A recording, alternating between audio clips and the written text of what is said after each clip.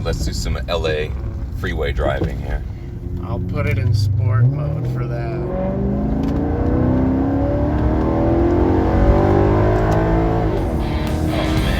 Hey guys, welcome back to Heavy Metal Horizons. So we've got a great car video for you today. Now my buddy Phil Howard is going to be in this video, and he's been in some videos on this channel in the past. He has a really cool Volvo P1800, and in this video he just got a new car, new to him.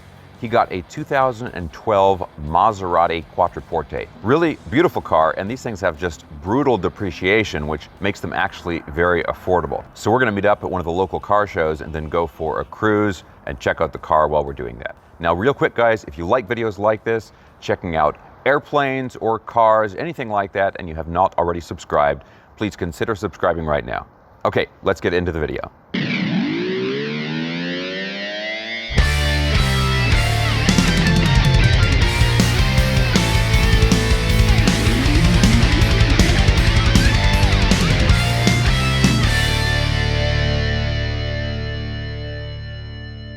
So it might come as a surprise to some, but Maserati is one of the oldest car companies, being founded way back in 1914. The brand has a very rich racing heritage, especially in the 50s and 60s. But despite the amazing history, the company went through some dark times in the 80s and 90s, where it gained a reputation for poor quality and weird styling. Finally, with some major design changes and management changes in the early 2000s, the company began to crawl out of its dark past. Phil's car, the car in this video, is a 2012 model, and it's really riding the wave of the company's resurgence. So to start with, I met up with Phil at an exotic car meet in Porter Ranch, California. This meet was packed with the usual exotic suspects: Ferraris, McLarens, Lamborghinis, Aston Martins. And Phil, of course, brought his new to him 2012 Maserati Quattroporte. And honestly, his car was not the least expensive car there, but it was certainly one of them. Despite that, people seemed to love it, and it fit right in with cars that cost 10 times as much. And that's really one of the best things about this car. For the price of a new Honda Accord, you can get your entry ticket into the world of exotic cars.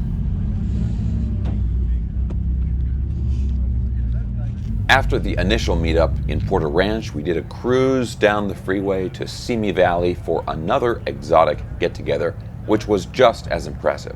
Someone even brought a helicopter. I guess if you're going to make a statement with the exotic crowd, that's what it takes.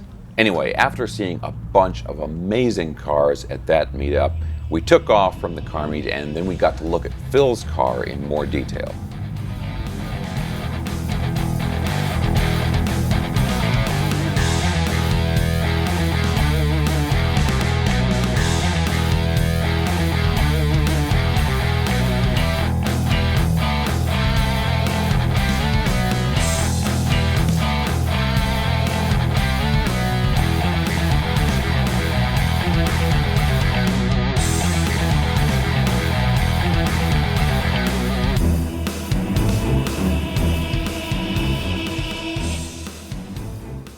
Thanks, yeah. This is my brand new to me 2012 Maserati Quattroporte.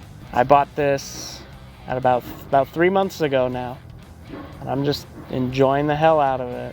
So this car, when it was new, was $140,000 MSRP, and now, being that it's 10 years later, they've dropped significantly. Luckily, I didn't take that depreciation. I waited and let someone else do that. But now these cars can be had in the $30,000 plus range, between $30,000 and $40,000. And this one specifically had 37,000 miles when I bought it, which is very low, about 3,700 miles driven per year over the course of its life. Right. And it was just a screaming deal. I mean, it's at that low a mileage, not a lot is gonna have gone wrong. Even though it's been 10 years, it's still a brand new car.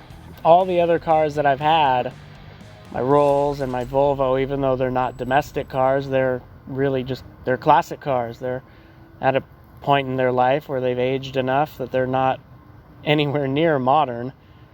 And this is really the first modern exotic car that I've had. This one has a 4.7 liter V8 that was built by Ferrari, and it has 430 horsepower, which is a significant upgrade from my last daily driver. I get to have fun every time I start it up. So you had a Camaro before this car, right? Yep. So how does this compare in terms of the driving experience? Strangely, the Camaro, even though it's a domestic car, Yeah. it really felt more of a sports car than this one. This is more of a luxury car, because this was the big 4-door sedan that Maserati produced, and it's more like a Bentley. It floats a bit. It's more luxurious than it is sporty. But it does have a sport mode button, and things do tighten up when you hit that, but it's nothing significant. It's not like driving a McLaren or a Ferrari or anything that's meant to be driven like that. This is really more of a luxury car. Even though this has more power than the Camaro, right? Oh yeah, this has about 130 horsepower more than my Camaro did. Wow, okay. But yeah, it's a bigger, heavier car, more creature comforts, you could say. Oh, most definitely. Yeah. My Camaro, even though it was fairly well optioned, it was still a very early production car, and it didn't have a whole lot of stuff in it. It had cloth seats, there was no leather in it. What's the longest road trip you've taken? I took this from LA all the way up to Santa Cruz, Okay. which was about 500 miles ish. And it did good? It was a total champ. It didn't overheat, it didn't have any leaks or any problems. It went off-roading a little bit, just really on the driveway up to our Airbnb that we got up there in the redwood forest and everything. So it went a little off-roading, but not anything like a real truck could do. Right, yeah. And I took it very, very slowly. It would be great for you to be like that guy who gets their Maserati stuck in the redwood forest, and you got to call AAA and be like, "Hey, come pick me up." Yeah, that would be something I would never live down. That'd be great. All right, let's do some LA freeway driving here. I'll put it in sport mode for that.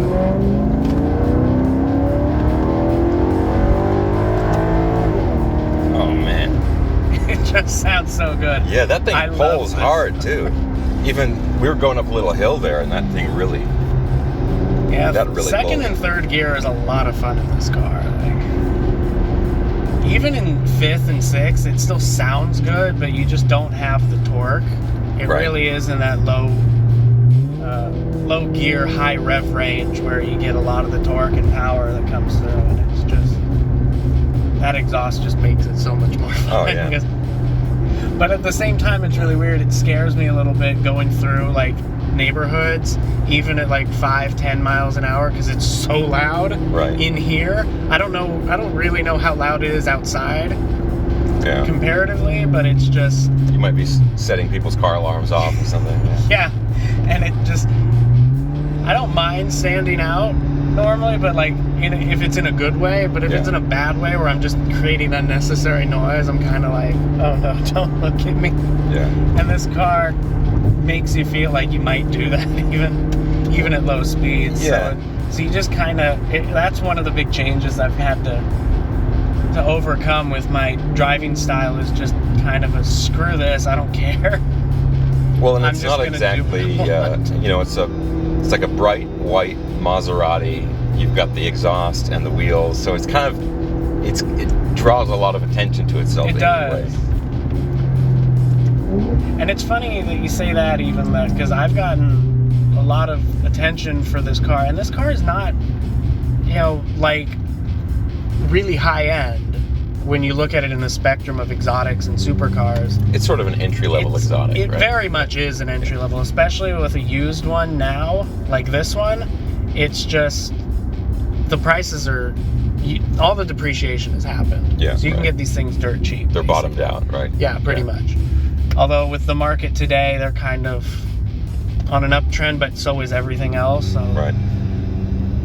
it's not a really It's still not going to ever be super high end, but I have gotten so much attention and love for this car. People just love it. Yeah. And it's, you know, it's the I bought this for the price of a brand new Honda Accord. Right. I didn't spend a crazy amount of money on it. Yeah. But it's just, people love this car, and it's so weird. Yeah. And there's a certain personality type that will make a decision like that. And you and I are both like this, where it's like, okay, should I get a new Honda Accord, or, which is, you know, practical car, reliable, but it's basically the same car that everyone else is driving. Yep. You know, there's nothing unique about it. Or I can spend the same amount of money and I can get a, you know, 8-year-old Italian exotic, you know, with custom exhaust and wheels and 430 horsepower for the same money. It's like, I'm gonna do that one. Yeah, it's not even a question for me. Yeah. It's like, I'd shoot myself if I ever got a Honda Accord. No offense to Honda Accord owners. It's just not my thing. right, yeah. I want to enjoy what I'm driving. Yeah, it's just, you And know, I don't care how if do the you wanna car's a live your little life? old. I don't care if it has outdated technology. That's not what I bought this car for. I didn't Right. buy it because it has all of this cool new stuff that I can play around with when I'm sitting at a stoplight. Right. I want to hear a great noise and just haul ass. Yeah. And do it in style. Yeah. And this car totally achieves that. And I love it for it. Okay guys, I hope you enjoyed the video. Let us know what you thought of that car down in the comment section below. And let me ask you guys, you know, if you had the money to spend, let's say $35,000, would you get a brand new, maybe more practical car, you know, like a new Toyota Corolla or a Camry or something like that? Or would you spend the money on a used but still in very good condition exotic car like that Maserati? Let me know what you think in the comment section below. All right, guys, thanks a ton for watching. If you enjoyed the video, please give me a thumbs up, subscribe if you haven't already, and I'll see you soon.